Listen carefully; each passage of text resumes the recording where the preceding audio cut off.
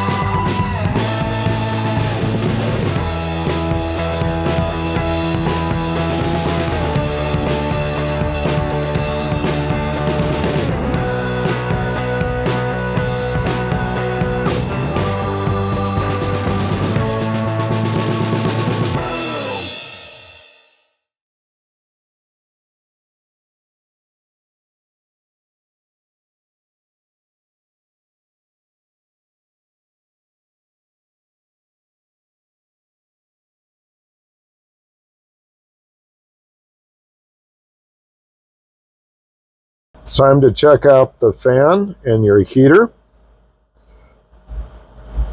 It is a 3-speed fan. There is low, medium, and high.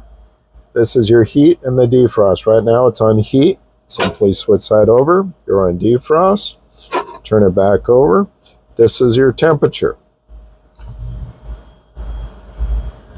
That is low,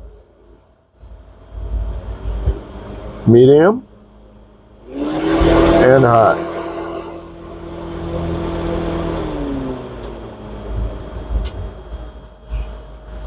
It all works very well.